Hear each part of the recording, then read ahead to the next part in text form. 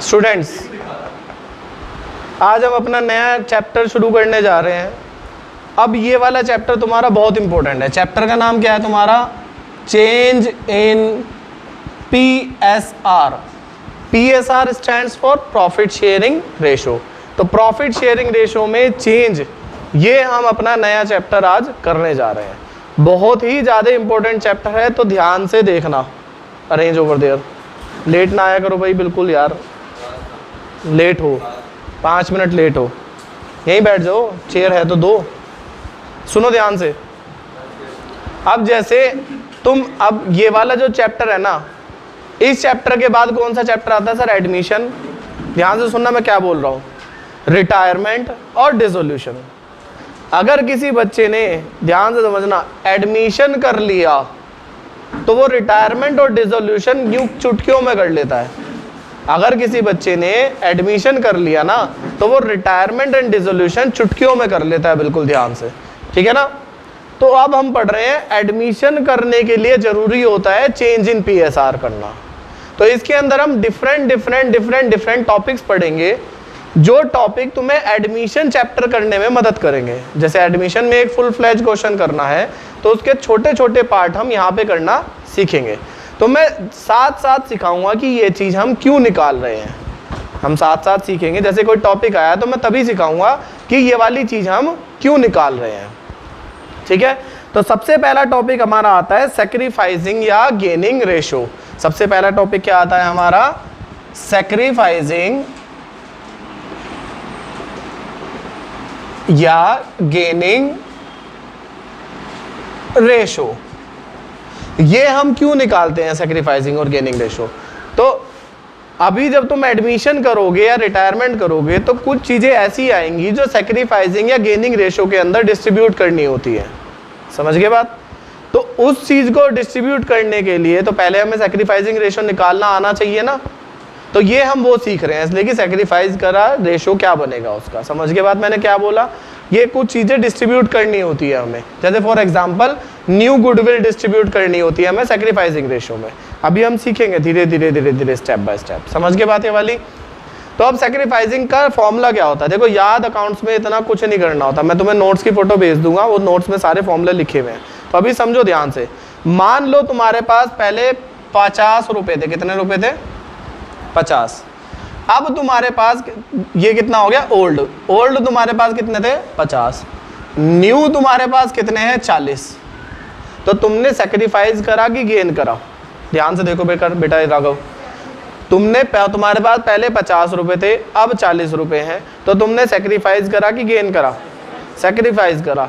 तो इसके हमने एक चीज सीखी, सैक्रिफाइस निकालने के लिए ओल्ड बड़ा होना चाहिए कि छोटा?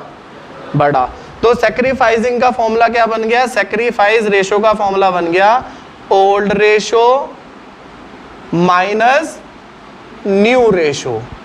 बस खत्म फॉर्मूला। और अगर इसका आंसर माइनस में आ जाए, मतलब अगर न्यू बड़ा हो जाए, हाँ जी, तो अब इस टॉपिक को जब भी अगर मैं तुमसे कभी पूछूंगा कि सैक्रिफाइसिंग का फॉर्मूला क्या होता है, तो क्या बोलोगे हमेशा? Sir old minus new. समझ के बाद ये वाली छोटी सी। अब देखो क्वेश्चन, इलस्ट्रेशन नंबर 1, जल्दी देखो सारे के सारे बुक के अंदर। Chapter number 2, illustration number 1। Chapter का नाम है change in PSR, DK Goyal की बुक है। पहला इलस्ट्रेशन है A and B were partners in A firm sharing profit and loss in the ratio of 2:1।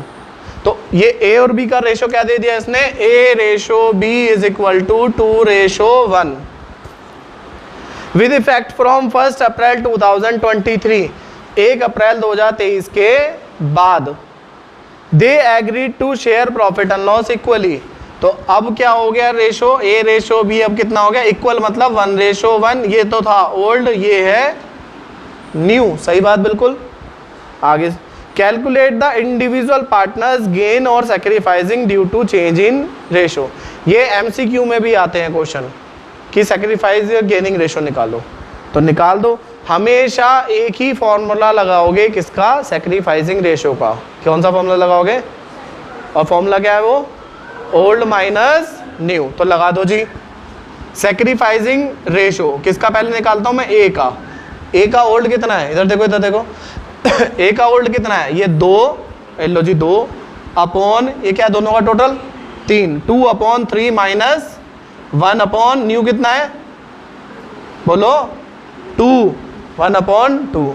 अब मेरे हिसाब से तुम इतने सब तो पढ़ के आए हो कि इसे सॉल्व करना जानते होंगे। पहले एलसीएम लेना है, फिर एलसीएम के बाद मल्टीप्लाई करनी होती है। तो एलसीएम कैसे लें भाई इसका, सर दोनों का एलसीएम कितना हो गया 6।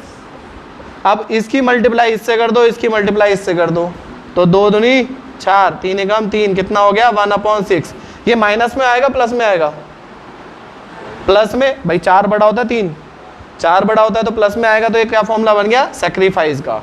ऐसे ही बी का भी निकाल दो, बी का ओल्ड कितना था 1/3 माइनस 1/2, फिर से कितना आ गया नीचे 6 और 2 माइनस 3 बड़ा कौन सा है, तो माइनस में आ रहा है प्लस में, तो माइनस के 1/6,